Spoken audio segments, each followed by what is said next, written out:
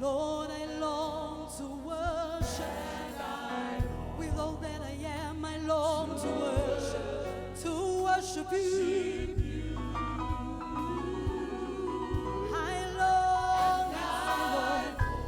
I long to worship. Hallelujah. You alone, oh God, I long to worship. I long to worship. Worship you, oh God. Bless the Lord, oh my soul. I long to worship you. I long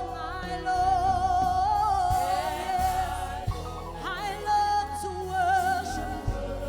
worship Jehovah. Hallelujah. I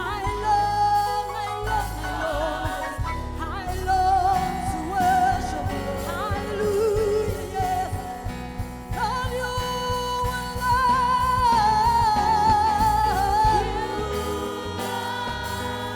I'm my strength, my shield.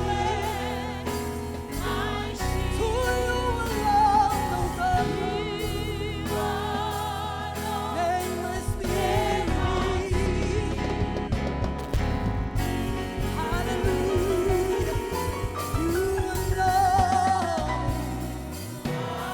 You alone have desires. I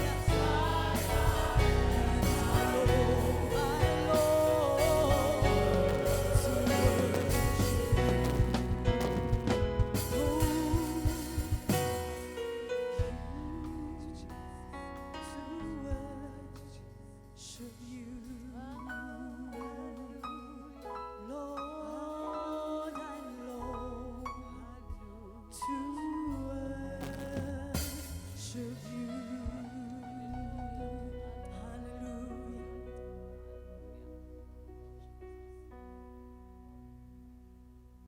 Anginibingelele emakhaya egameni la Jesu. Siyambonga uNkulunkulu ngemathuba lasipha wona uthi sihlangane sibukele ivi lakhe leli kuphila etimpilweni tethu. Ngiyaconza ukuthi labanye basese lockdown noma ipartial noma ifull, labanye sebabuyele emsebentini, labanye basemigwaqweni kulesikhathi samanje. Kepha nje kunento lengifisa ukuthi siyinake lokuthi phambi kwaNkulunkulu, uNkulunkulu akwenteki akhiyelwe. Akakhiyelwa uNkulunkulu. Akwenteki uNkulunkulu abe ku lockdown. Phambi kwakhe lokusikhuluma nje uneticumbi nencumbi yebantfu labaphambi kwaNkulunkulu. Yena usebenta busuku nemini. Nawubuka umhlaba wonke currently kuthiwa ipopulation ila ku 7.8 billion. Lo 7.8 billion uphambi kwaNkulunkulu. Wonke uyamnetisa lilanga nangelilanga. Wonke ulingise mazinyane ukhamisile phambi kwaNkulunkulu kuze anetise tidzingo taloyo naloyo.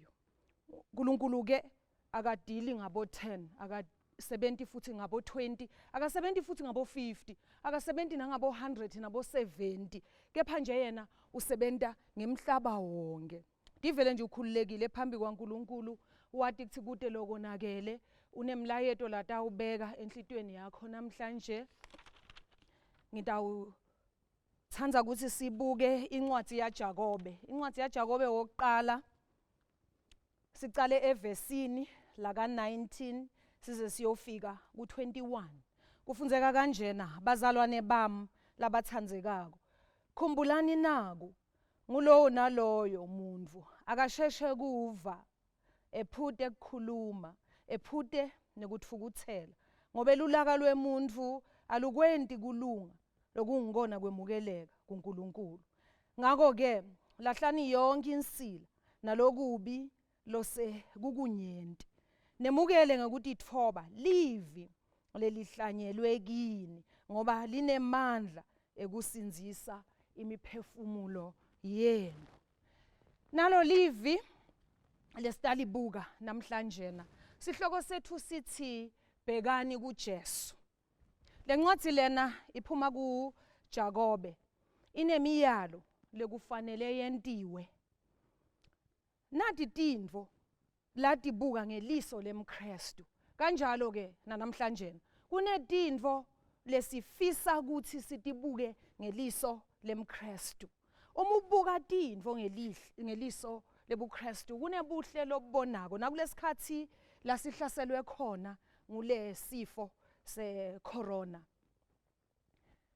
Emehlo ethu ngoba sibuka ngemehlo lambuliwe siwahambisile emhlabeni wonke, sambisa emehlo ethu etindzaweni tonke. Kunetintfo lesitibonile, sibuke bunjinga, sabuka buhle babo, sabuka buphuya, sathola tifundvo, sabuka kulingwa, sabuka kutiphatsa kahle, sabuka kubandlulula, sabuka kukholwa, sabuka nemisebenti leyentekako, sabuka kusebentisa lulwimi, sabuka nekuhlakanipha, nekucabanga, nekutigcaba, nekutithoba, nekwehlulela labanye, nekutigabatisa, kubeketela, sabuka nemthandazo. Kunetintfo nje letinengi lasifundzisa tona Jakobe letitsintsa letincabekelwane lesesengitifundzile ngenhla.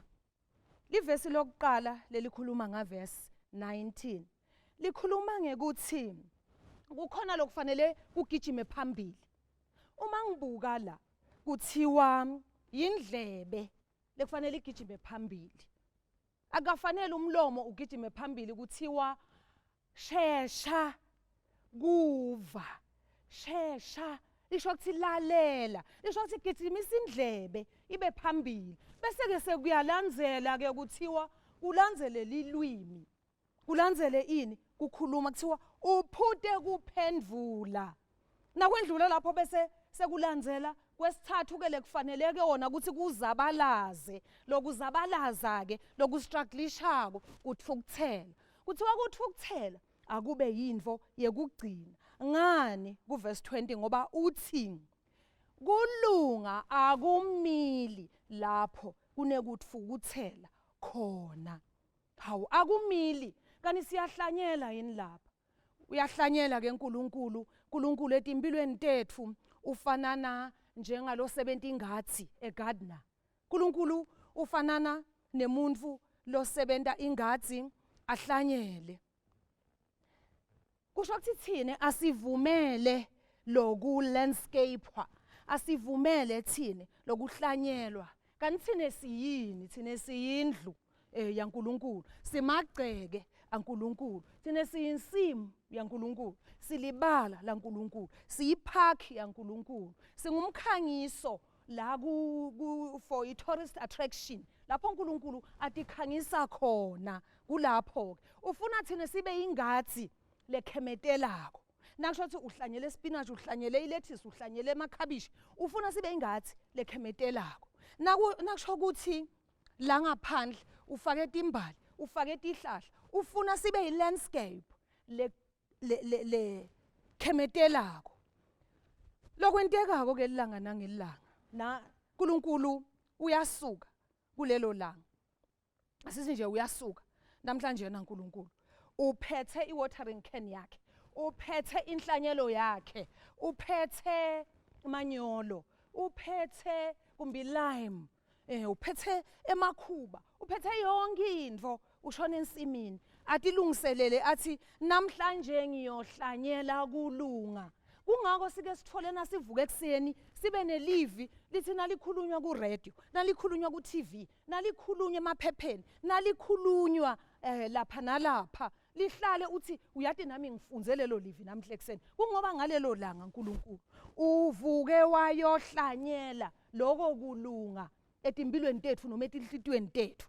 Sibonani ke la lokhu yakwenta kumbe ngelanga, akwente kumbe ngeliviki, akwente kumbe ngenyanga, akwente ngesizini. Nakule season lesikuyo kunetinto uNkulunkulu latihlanyelako etinhlitweni tebantfu. Kukhona nje la kuhlanyelako uNkulunkulu. Kufanele ke thine sitfolakale singakatfukuthele especially nasho ukuthi uhlanyela kulunga ngoba uthi lokulunga akabe kusamila kubese sekuyaminyana yena utanenhlanyelo lenhle kepha akafuni ukuthi kule nhlanyelo lenhle yakhe lathi ukuthi lembewu lengiyifakako akwenteki ukuthi ife bese iyafa ngani ngoba wena sowugijimise ukuthi ukuthela phambili ngoba wena sowugijimise elwimi phambili ngoba wena sowugijimise tinyawo phambili kanti uthi yena lokugijima phambili yindlebe ulalela yini ke debate kumbe uNkulunkulu lathi sebenzisako nasasakha thine njengemtimba wakhe unema forks akhe lekulinywa ngawo unedebate takhe unemakhuba akhe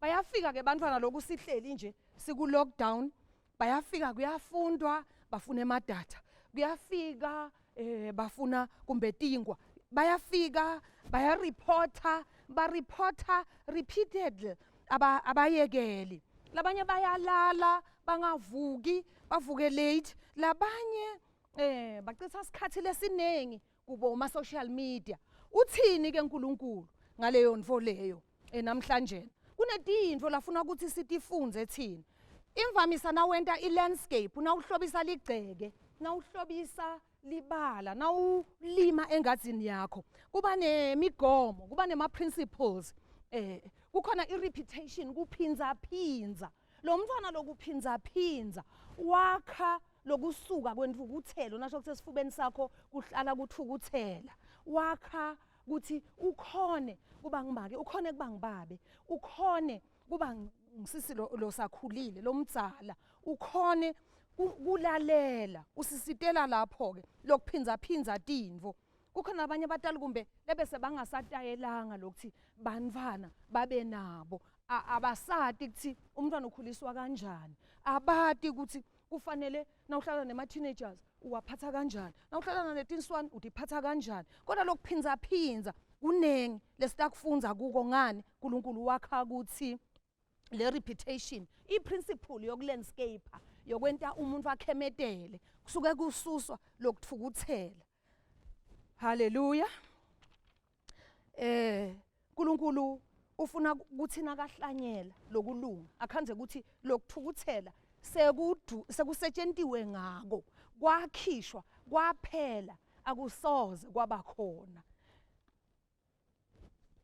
yini letinye tindvo lesingathi tidzinga kuphindwaphindwa kunetindvo ke uNkulunkulu lasibekele tona lokunje sihleli noma sisemisebentini lokuthi kufanele kube nendvo lotayihlanyela emndenini wakho lotayihlanyela kule community lengeke izikhohlweke kuthandaza lokuthi yindvo lengeke ize isihluphe naloku siku lockdown siqhubeke sikhuleke phambi kwaNkulunkulu kunikela yindvo lengeke ize isihluphe uyentiwa uyiphinza phinza ngoba ingile principle yakale ingile principle ingilama principles kwenta ilandscape kuze uhlale ukhemetela lokuphinza phinza kufunza lokuphinza phinza kuthandaza lokuphinza phinza kupha yindvo lenhle lenta ube comfortable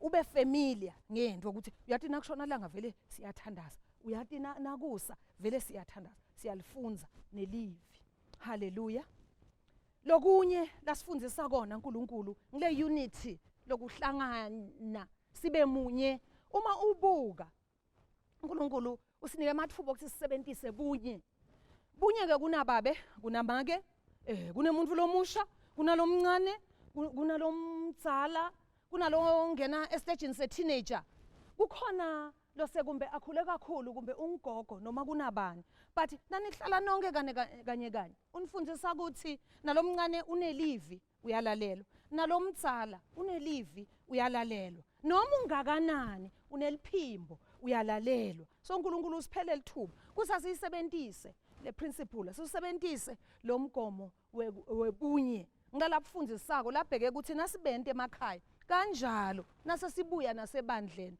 kutawubonakala bunye ngoba thine sesitayele ukuthi umuntu uyaphinza sesitayele thine ukuthi wokukhona labancane khona labasemkhathini khona labadzala ivariety unika nevariety there is a lot of variety emakhaya ikakhulu etintweni lesitentako ivariety yenta kube interesting so letintfo lesitentako titaba nayo vele ivariety ubuka nakuhlanyelwe kwentiwa le landscape uphumele ngaphandle emapark kukhona timbali letibekwa tihlukahlukane tibe tinengi tente ukuthi kube kuhle kanjalo futhi ukhona letiba sicumbi nato tiba tinhle natentiwe taba sicumbi le variety ikahle nayo and it's interesting uyasifundisa uNkulunkulu ukuthi hayi vele emakhaya kunjalo kunemehluko loba khona lokho ukuthi asilidela ukuthi sikhemetele uma sichubeka nje sibuka uNkulunkulu utabe sekuba khona into lesithi absorbako ngoba utasifundzisa sithi munye letinto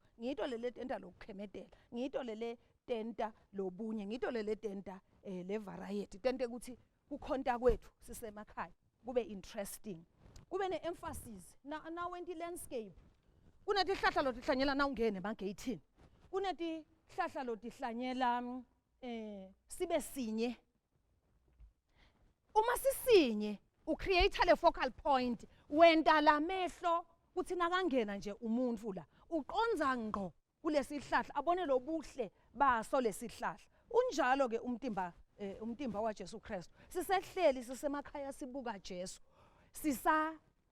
sisenda imindeni yethu sisenda umango silibandla kwenteka le emphasis kucreateka le focal point kudraweka le attention sende lamakhaya la sikhona khona le attention ibe kuJesu kube nguJesu lo focal point lokuthi uyathi uNkulunkulu utasisida kulesimo lesikuso uyathi uNkulunkulu utasisida kulomhlaba kulesimo lesivelele umhlaba kulesimo lesivelele emavi ifocal point yethu ikuNkulunkulu ukuthi yathi lonempendulo ngaloko nguloNkulunkulu wa 7.8 billion nguloNkulunkulu lothi kuyasithi ngabo 10 sithi ngabo 20 sitathine ngema-billions phambi kwakhe and uyakhona kusihandlisha uyakhona futhi kusi-addressa le focal point le emphasis imqoka kakhulu etimpilweni tethu imqoka kakhulu nasemhlabeni ukuthi siyafisa ukuthi tilwibi tonke siyafisa ukuthi emave onke siyafisa ukuthi ama-continents onke ati ukuthi le emphasis ayisinge lwimi lunye ayisinge sive sinye kodwa ingemhlaba wonke uNkulunkulu nje lokasasicocile uzama ukusikhombisa ukuthi nangalenye singavuka ekseni sinavuka ekseni njengaloku asiphakele namhlanje wasiphakela umphefumulo sakhona kuphila angakwenta uNkulunkulu ukuthi sisinazivuka njena singilama-billions lawo sivele sibhabhalele phasi kubede ngisho namunye ngoba yena ungumnini mandla onke kude futhi lokumehlulayo usethi indzaweni tonke ngasikhathi sinye kungako nje thina sisengilengathi lafuna ikhemetele ingathi lekhemetela bungcwele asayilungisisisa akhipha lensila akhipha ngakunye etimpilweni tethu kuze sihlale sikhemetela kuze sithathe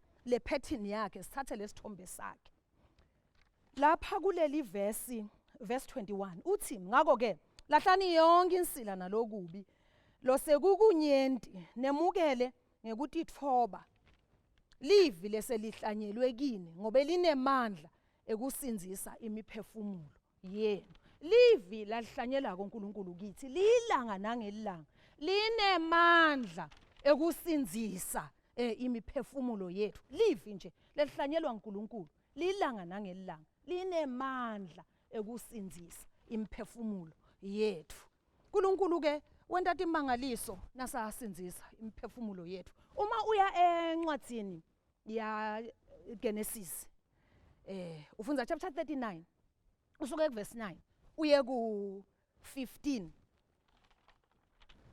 kunemiphefumulo lapho leyasinziswa sibona lapho kuhlanyelwa uthi wakhona lenye indvodza leyavele yaba ngumvini yabona umvini nayindlula kumvini kwaba nema branches nakundlule emagala kwaba nemacembe nakuphela emacembe kwasesekuba netimbali nakusuka etimbalini kwasesekuba nesithelo sema grapes kuthiwa ke yasithatha lama grapes iwahlutela ekomshini seyihamba nawo iyofida Faro lekwathi nase sekuchazwa lelo phupho lakhe wakhanzwa ukuthi emva kwemalanga lamathathu utawukhululwa lapho ejele lapho beka khona utawuthola inkhululeko kuleli jele lebeka kulo abuyele emuva aseve Faro kanjalo kwakunalomunye futhi khona lapho yena wabona kupakishwe tindishi ting3 etikwenhloko yakhe. Le ngetulu abengumbhaki yena, le ngetulu kwakunendishi. Indishi igcwele i-variety yetingwa, yetinto letibhakiwe. Kwakukuhle kakhulu. Kepha yena wabona tinyoni. Tafika tinyoni tathatha, tafika tinyoni tathatha. Kwaba kuphela kwakhe. Lithini livi laNkulunkulu? Lithi ke loyo lokutholakala ukuthi ulayishe le basket letinyoni incazelo yakhona yaba ukuthi utawukufa. Ngitama kuthini ke ngaloko? Ngitama ukuthi ngichaze ukuthi ngicizelele ukuthi lelivi nalihlanyelwe kuwe liba nemandla ekukusinzisa lisinzise umphefumulo wakho. Livi silidlelana. Sidlela ukuthi ngoba linemandla okusinzisa umphefumulo wethu. Futhi livi linemandla ukuthi sife. Siphelele nje emoyeni. Uma ubuka kahle la Joseph uchaza lamaphupho nje. Uthatha isikhathi lesidze amunya lelivi. Wahlanyeleka, wahlakuleka, walungiseleleka kahle, wavunziswa nasekushoda, kushoda umsoco, kushoda ama-nutrients, walungisisiswa. Nasalungisisiwe, kungako wagcina kuputshuka lesithelo lesihle lesifana njenganasi salolo mnyelo waphupha lesihlahla lesende ama-grapes. Kwakhona ke kuthi kuhluteke ama-grapes kube khona lo nathako. Tanatha letiboshwa letimbili. Lesinye sanatha safa, lesinye futhi sanatha saphila. Wathatha isikhathi ukuthi amachorishe. So vuma usahlanyelwe, vuma kulandscape uNkulunkulu ngoba uyathi ukuthi sihlahla lesinje siba sihle nasihlangene nanako. Uyathi ukuthi imbali lenje iba iyakhatimula nayiseceleni kwendvo lenje uselapha ekhaya. Ngiyamthanda na Psalm 55 verse 22. Uma kwenteka kufika kuthukuthela lithini livi laNkulunkulu lapho? Lithi kulo Psalm 55 verse 22, lahlela imithwalo yakho kusimakathe yena uyawukusimisa. Angeke avume phakathe naphakathe ukuthi lolungile wakhe atanyatanyiswe. Kukhona lihumusho lengilifunzile lelikhuluma ngokuthi will not allow you to topple. Konke lokudalwe uNkulunkulu kuyanqoba live. Angeke avume uwe. Angeke uNkulunkulu aze amvumele lo dalwe nguye ukuthi awe akuwiwa phambi kwaNkulunkulu. As long uhleli uyakubona nase sowubuna soba weak ukuthi hawu ngangumntwana nami soyabuna soba weak ngathi sekufuneka ngifake emanyolo yini ngazi ukuthi sekufuneka ilime yini ngathi kufuneka emanti anathe yini ngathi kufuneka lokubuka uNkulunkulu ube phambi kwakhe. Iya guaranteed ukuthi le supply loyidzingako ngaleso sikhathi utayithola. Phela lokuhlanyelwa la kaNkulunkulu libandla libitelwe ukuthi li-attract. Libandla libitelwe ukuthi li-attract. Libandla alikabitelwa ukuthi nawulibuka noma uhlangana nemuntu longumzalwane uphelelwe ngemandla. Kepha kufanele ukuthi ukhange. Libandla lakhelwe kukhanga. Nje nawe mzalwane nalapho uhleli khona wakhelwe ukuthi ukhange. Awukakhelwa ukuthi uvete uthi ukuthela phambili. Awukakhelwa ukuthi uvete lwimi phambili. Sithe kugijima indlebe phambili. Akuphute lo lokunye, akustrugglishe lo lokunye, akude kancane lo lokunye kokuthukuthela. Sagijime indlebe seyiphambili seyilalele. Lulwimi lulandzele nalo kahle ngemuva. Lokwenteka na attractor.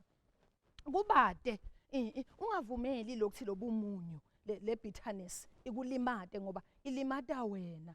Siphile impilo yokuthi inekela phambi kwaNkulunkulu. Asibe ngilabathi nikela phambi kwaNkulunkulu. uNkulunkulu angeke aze asidisappoint. Akwenteki uNkulunkulu akudisappoint. uNkulunkulu always wenta sure ukuthi wena ngeke uzube disappointed.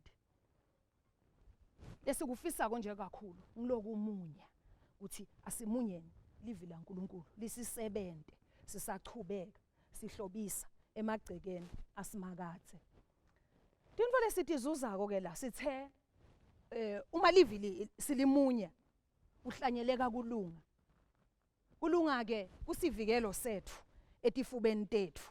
Yini lokulunga kusivikela kuphi? Kuvikela le personality lobunguwe, kuvikela lama emotions, kuvikela lemicabango. Na ufuna nje imicabango yakho ivikeleke, ufuna personality yakho, ufuna ama emotions akho avikeleke. Ungabi ngumuntu nje loba kuma extremes ngetinto letimbi ukuthi bese sewuthinzekile. Kufanele wende njani? Uthathe lokulunga. Kuyahlanyelwa ke kuba nesizini. Athi uNkulunkulu manje nje ngiyakholelwa ukuthi uNkulunkulu uhlanyela kulunga. Ngoba la sikhona khona ingazuthi ngawe uyazubazuba, ingathi ngawe uyamemeda. Nawubona abantwana abangcosa salibonza basubazuba. Kwenteka lo awukhoni uyedolobheni ume emalayinini, ume ungacede emalayinini ema supermarket, uye ebhange ume elayinini, uye kuphi uthi ikhanza uselayinini.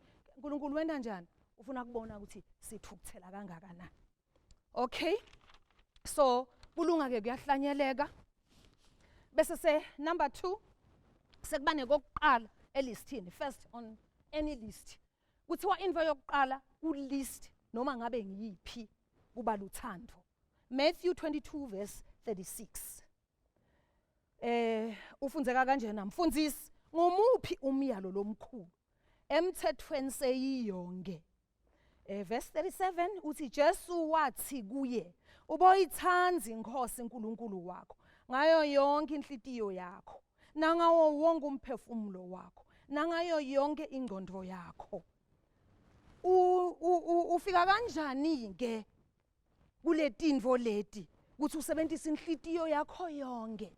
Lapho usebenzisa umphefumulo wakho wonke, la usebenzisa ingqondo yakho yonke. Awumani nje ufike, kufanele ube la ebukhoneni baNkulunkulu, ubuke yena kuze nakahlanyela akhone lokususasusa letinvo letento akusinhlitiyo yakho ioccupy tinvo letiningi. Asusasuse lolukhulu lolonto akuthi umphefumulo wakho ungawunikeli, ungamthanzi ngawo wonke, lokwenta ingqondo yakho. Lokho kakusito tinvo letibonakala, bathi tinvo letijulile letilenge khathi kumuntu. Indzaba yengqondo, indzaba yenhlitiyo, indzaba yemphefumulo.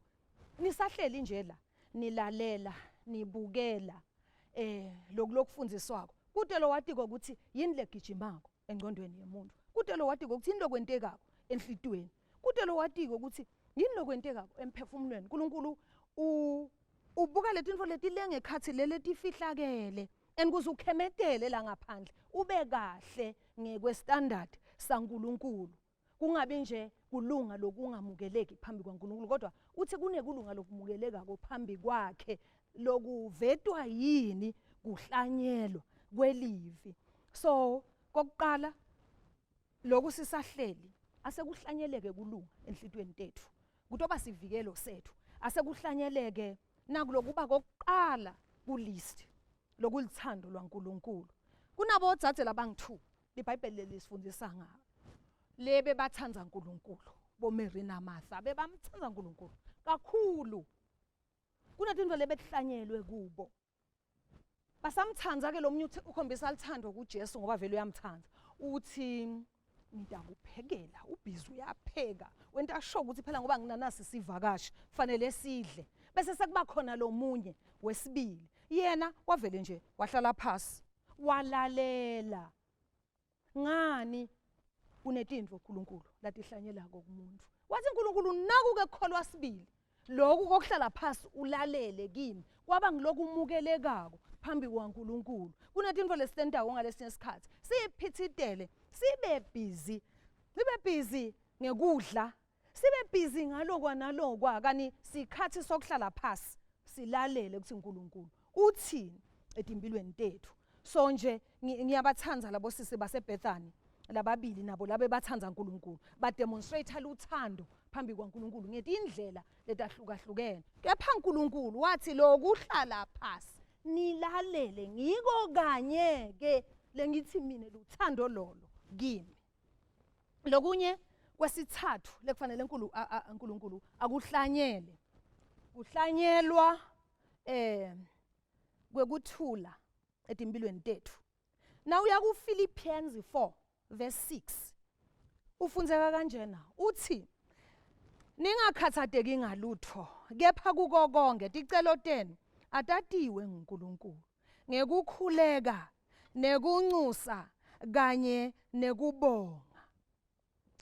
Lamavilawa uNkulunkulu uthi asisebentise lokukhathateka uma ukhathatekile, uma kuphethelene nebantwana, uma kuphethelene nemsebenzi, uma kuphethelene netinqumo letentiwako eveni, uma kuphethelene naloko ukuthi sebentisa kona, akusetshenziswe lokho, kwakhiwe umthandazo, akube nemthandazo loqubuka ngekhathi, ungalideli ekukwateni, kepha akube nemkhuleko ngekhathi kwakho.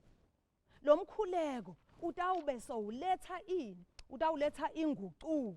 Utawuletha inguquko kubani? Kuwe. Utawuletha inguquko eveni. Utawuletha inguquko emhlabeni wonke. Inguquko emhlabeni wonke sibabonile bathandaza baprofeti baNkulunkulu. Abe munye nje akhuleke kunimvula, abe munye akhuleke kuvaleke, abe munye athandaza kwehle uNkulunkulu shise baprofeti babhale, abe munye nje lokuthi asikusebenzisene libe linye nje likhaya likhuleke, kulethe inguquko phambi kwaNkulunkulu. Lapha uNkulunkulu ufuna thine sibe sibuko sakhe. Uma ufunza incwadi yetaga 15 verse 18 uthi umuntu lonenhlitiyo lencane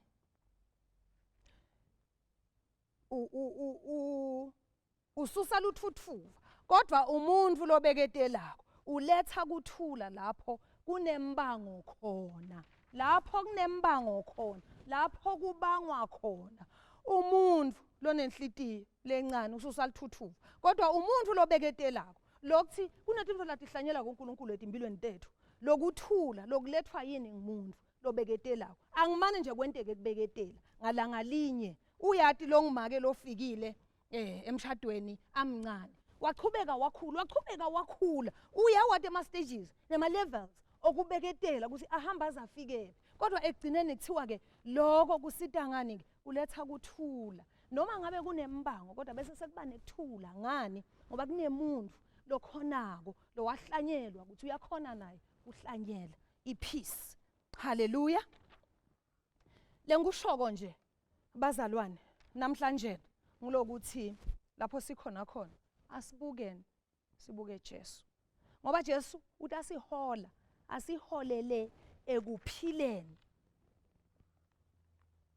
kwemiphefumulo yethu, ngoba Jesu uthi asiholele kunqobeni, Jesu uthi asiholele emandleni, Jesu uthi asihola ente lelivangeli lakhe li-attract, ente sikhemetele. Jesu muhle ngoba libandla lakhe ulifuna likhemetela ngoba linjengamakoti. Bomakoti siyabati ke ukuthi bakhemetela kangakanani, bayatilungiselela. Nathi sisesigabeni sokutilungiselela njengamakoti waJesu, lekufanele sibukeke njengaye. Tonke letimpawu taJesu latishilo ngileti latifunako etimpilweni tethu.